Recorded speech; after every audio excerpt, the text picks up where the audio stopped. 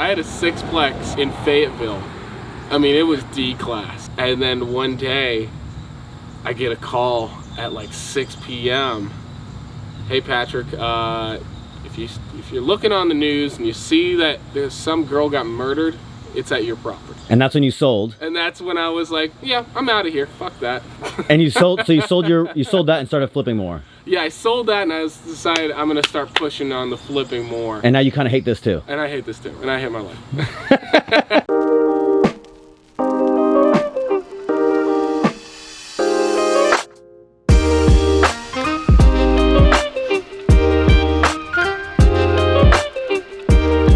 Real estate is a really interesting adventure. I started out I didn't start out with real estate. I started out with personal finance and financial freedom. My goal was passive income and live on my terms, do camera stuff and travel. And then along the way, I found out that it was not that hard, at least not for me. It was pretty easy for me and I got pretty good at it. So then I found my ambitions a little bit and I started building this business and I started changing my social circle and I found out that there's a lot of really ambitious people in real estate who want to build real businesses. And I started getting caught up in that and chasing that. And then I found out along the way that it's not really what I want. And then the other thing I found is that other people have done the same thing. They start with real estate or they start building this business because they want to quit their jobs and they want freedom, but then they get into a situation where they've created a job now that they also can't quit. So they haven't really given themselves freedom. Living on your terms and doing your business is better than building some other business that you don't like or freaking corporate bureaucracy. I can't stand it. Today, I'm at a flip in Raleigh. This guy, Patrick, he was in the Army, gets out, starts his real estate business, been flipping now for a couple years, pretty good at it, but he effing hates it. He loves it, but he always complains about it. Now, part of that is he's just a grumpy whiner. But I wanted to delve into that, so I came here. I'm gonna show you this beautiful flip that he did, and we're gonna talk about some of the upsides and downsides, you know, of building this real estate business, because maybe if you want financial freedom, then maybe building a business isn't really what you need to do, but it's complicated because you fucking need money, bro. So let's go meet Patrick, see this lovely thing. Look, he painted that door yellow. He wish he could paint it pink, but he can't pull it off like me. Let's go inside and talk to Patrick and find out what's up.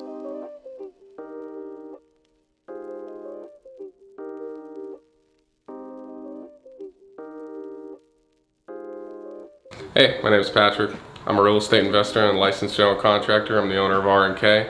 And we're here at one of my flips in Raleigh, North Carolina, and love to show you what's going on and talk a little more about it. What's up with the staging? So the staging itself, actually, we ended up getting a custom furniture store to bring in a bunch of this furniture and did it for a low price for us compared to what normal staging for a house like this is, which is like $3 to $5 grand at a minimum.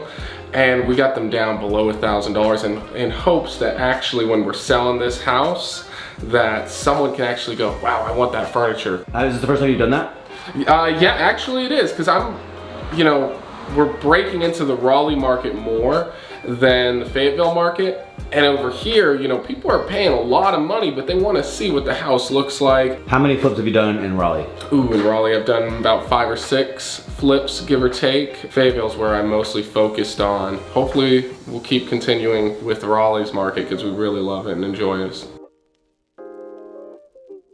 Okay, tell me about this deal. How'd you find it? So we actually found this deal on Zillow itself. A lot of people underestimate Zillow and don't look at the for sale by owner. So that's how we found the deal. We got it for $235,000. We put in about $35,000 to $40,000 at my cost being a general contractor. And we're listing at $350,000 is where we're gonna be at. That's pretty good. Yeah, it's great. And the area over here though, it demands that. So we didn't do cheap 30-inch cabinets for the uppers. We did 42s because it's such a small kitchen. It doesn't feel as small when you look at it and go, wow, that's bigger because you got all that cabinet space.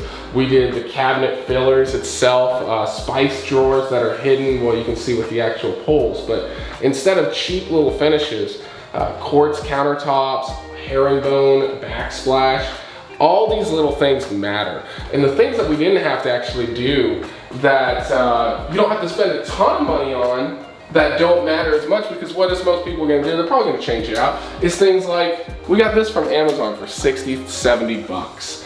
It looks great. It's better than the $200 one. We got soft close drawers for everything. What about that yellow door? The yellow door, I love that yellow door. I actually personally made that door myself. I still got some tweaking to do with it, but I love doing woodworking, and I got into that when I was in the military, and I thought with this type of a house, you need to have something that really pops, brings it all together. So I love that yellow door that I made personally. Why didn't you paint it pink? It's trademarked, as someone told me.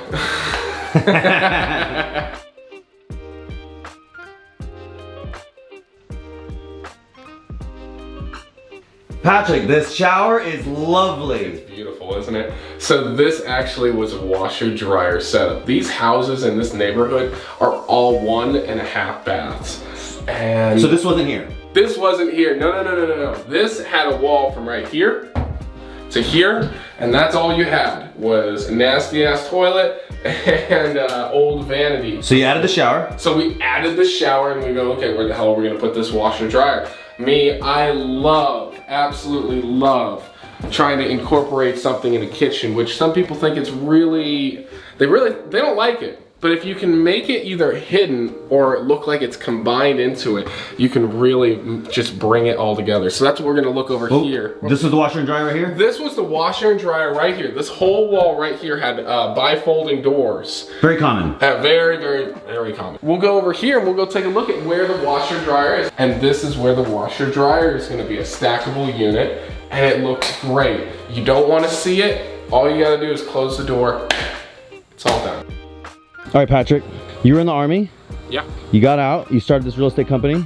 Yep. You've been doing it a while. You wanted your financial independence. Do you have it? Doesn't feel like it. It doesn't feel like it? No, you know, most people you'll ever talk to that are successful, they don't feel like they're there most of the time.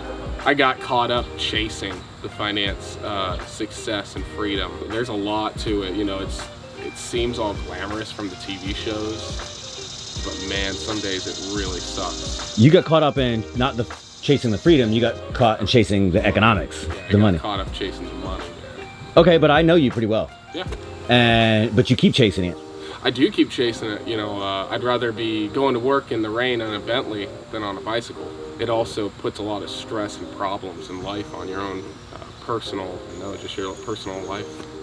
Yeah, it's hard. It is, absolutely. And you get addicted to it. Addicted to the misery.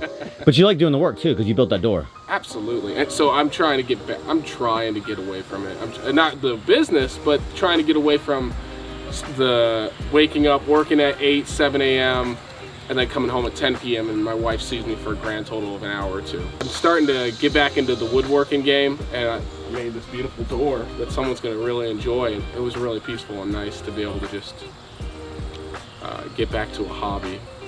So how do you have any advice for somebody to say, like, look, you have to have enough money to live your life. And if you want to live a nice life, you have to have kind of a good chunk of money. You do. And that means you have to work hard generally. But if you work super hard on things you hate, what's the effing point? Yeah. So do you have any advice on finding balance? I mean, you haven't really done a good job of it. I haven't done a good job finding that balance. That's my problem. You know, but when you know your problems and you can actually realize you have certain issues, that's when you can start to grow. My advice would be, you know, just like building a business, you need to have like a business plan for your life and a business plan for what your business is. Dude, the details and the staging of this place are incredible. He freaking scraped the popcorn ceiling. I don't know anybody in the whole world that likes popcorn ceilings. Does anybody? No. Nobody likes popcorn ceilings, and he took the time and scraped it, which is actually incredible. The staging is really good. As somebody who just did my first Airbnb and decorated it, and like, you know, it's expensive and it's hard to get somebody to decorate. Bro, everybody thinks they can decorate, but then they just end up buying the same gray on gray nonsense. This place is actually really good, but also just to be clear, Patrick didn't do it. He paid somebody to do it. The other thing that he did that I love, and something that I do, is the details, the black handles. You go on Amazon and you buy all black handles for like 20 bucks, hinges. Not handles, hinges for the doors. Both, yeah. You can get them cheap, bro. But you gotta do it. You can get all these sets on Amazon, cheap, and highly worth it. And look, he did it for the whole house, which I love. And it's something I do too, but it's one of those, you know, easy to miss details, but the ceilings, that's something I ain't never gonna do, but I'm glad he did. It looks effing good. But also, I'm flipping $130,000 houses. He's flipping $350,000 houses. So you really got to step up when you do the bigger dollar homes.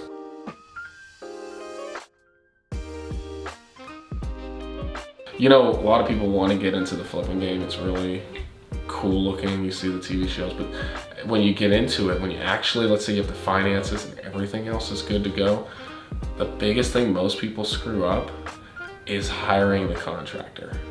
Everything else they can get right pretty easily, but hiring the contractor is the hardest thing. But a lot of people, they don't go off of referral systems, and they'll get a deal, and then they'll be like, all right, I've got a week, I need you to start in a week or in 2 weeks. Or they don't have the money and they use hard lending, and they screw themselves over, and then nobody will work for them because they're hoping that they'll do the work without the money, and then they'll get reimbursed and pay them. You don't have the proper system in play. So it's really good to mentor someone or intern. I've got 2 interns actually that follow me, that I'm teaching them how to flip. I'm not charging, not anything. I just like teaching. And that's what you should do, is if you're trying to get into flipping, is don't just jump into it. This is a very dangerous game that will absolutely destroy your financial life if you do it wrong on the first time, unless you're swimming in money.